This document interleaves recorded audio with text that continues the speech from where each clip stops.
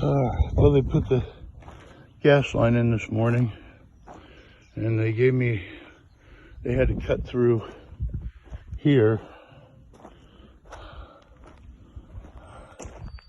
You can see where they cut through at. Cut through there, they came through here, and put in a load of gray rock for the driveway here, and then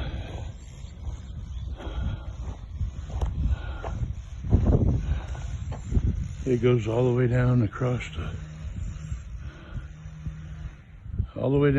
the yard.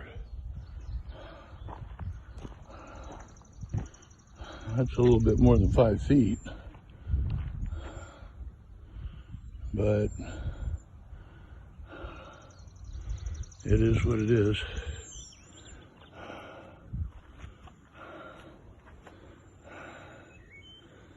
Yeah.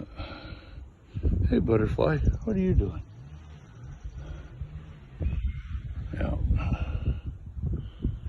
I don't know if they'll smash the rest of that down or not.